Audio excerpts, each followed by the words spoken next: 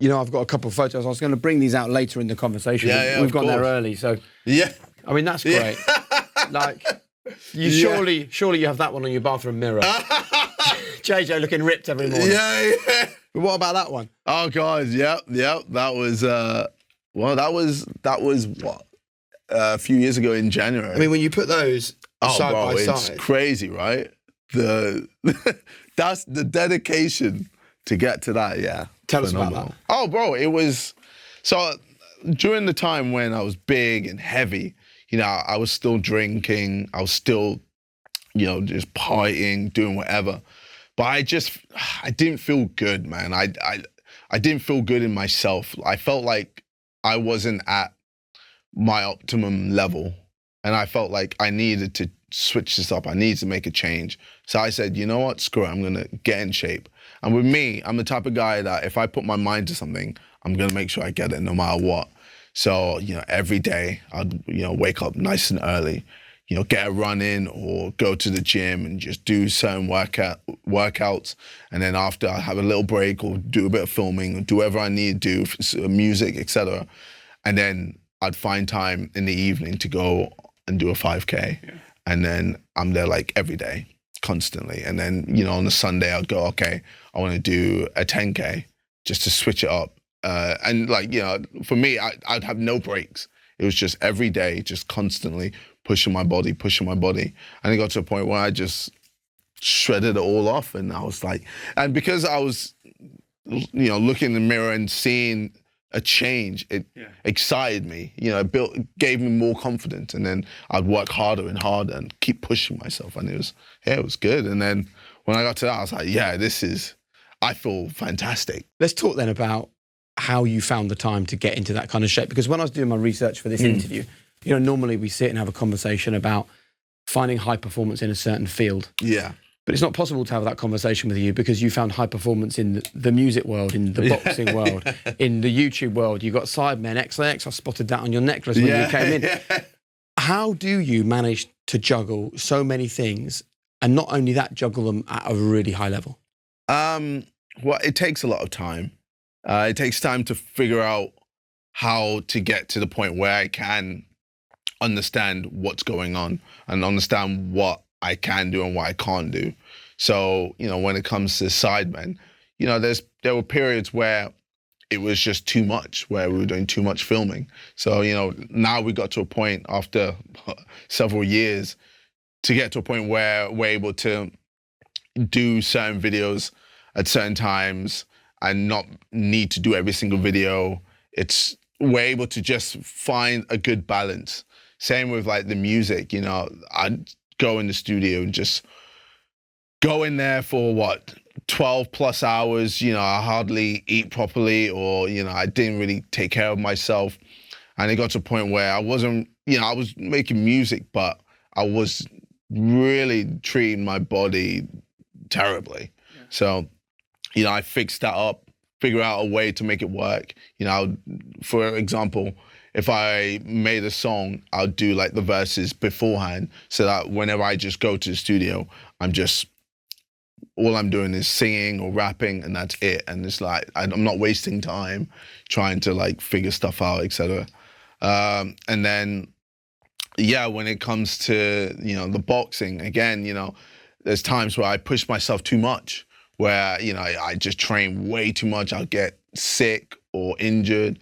And, you know, I've learned to find a good balance between all of that. So, you know, ultimately what I'm trying to say is, you know, balance is the most important thing. And I've got a schedule on on Sheets, Google Sheets, which has my whole calendar of like everything that I've got going on. And, you know, that is like my Bible. Whenever I need to know what's going on in the next few weeks, months, I'll look at that and go, okay, cool. You know, I try to plan things. You know, I've got a PA to help make sure I'm not overdoing certain things. You know, even with like podcasting, you know, me going on podcasts, you know, I'm very selective of, you know, what I say yes to. You know, I don't just say yes to everything. You know, there was a period where I used to say yes to absolutely everything. But I mean, you know, especially for someone who is starting out in this industry, you kind of have to figure out what you like, what you don't like, and then eventually, you know, I've got to a point where I'm just happy to say no, and yeah, now I'm just in a really good spot after 31 years to know that, okay, this works, this doesn't, I enjoy this, I don't enjoy this, etc. I think it's great because I think that some people make the mistake of thinking high performance means 100% of the time on every project. Yeah. The truth is that's not sustainable. It's not sustainable. It doesn't make sense. Did you know that less than half of Brits eat breakfast every day of the week? I mean, that's amazing. But why? Well, it's because we're all time poor, especially in the mornings. So we compromise. My fix is Huel's nutritionally complete high protein shake, a complete meal in a bottle that slots perfectly into my life. Head to the link in the description for a free t-shirt on your first order with Huel. How can you resist that? So really, you don't want to do that because then you're not able to put 100% into everything. Yeah. It's kind of like 10% into everything. So yeah, for me, I've definitely now got to a point where I've just found the right balance, and I know, okay, if I want to put in more percentage into something, I know how to do it. Yeah. Same with, you know, whatever I do, so. And tell me if this question doesn't make sense, right? Okay. Are you KSI less often now? Like, I assume I'm talking, do you know what I mean? Yeah. I mean, I'm talking to JJ right now. Yeah, 100% me, yeah. This is the man behind the KSI. So with this sort of newfound approach to life, are you KSI less often? Yeah, 100%, because I feel like KSI is quite draining. Being KSI, it's just... Is it tiring? It's a lot. It's a lot, but it's like, it's entertaining though. Like, I know when the cameras are on and I need to, you know, play up, I know how to do it. And then as soon as the camera's off, I know how to just, you know, reduce my energy and just be me again and just essentially be in sleep mode until I need to be KSI again. So like for me, I take a lot of naps. Like I could literally sleep anywhere, but I feel like it's needed, especially whenever I need to just find time in a busy schedule just to refresh myself. Yeah. The truth is, there's also a cost, I think, to being a character all the time. Yeah. Like, we had Rylan on High Performance. Yeah. And he had a real mental health crisis because Ross, which is who he really is, was neglected. Because everyone loves Rylan.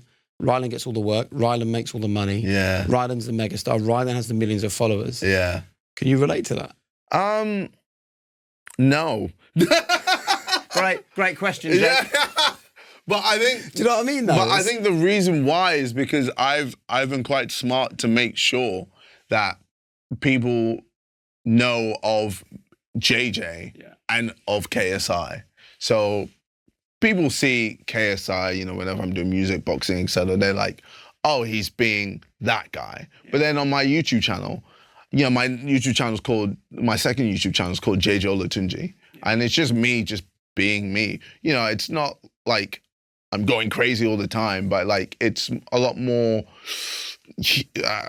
real, a lot more human, where people can actually relate to it a lot more compared to how I was, for example, when I was fighting Tommy Fury and I was there like, I am the nightmare, KSI, like no one can defeat me, basically like I'm an anime character. But like that is what I need to be to get into the boxing mode, if that makes sense, to be like, no one can defeat me. And it's quite delusional, if anything, but you have to be delusional in the boxing ring to make sure no matter what goes on, you're there like, I will win, I'm going to beat anyone.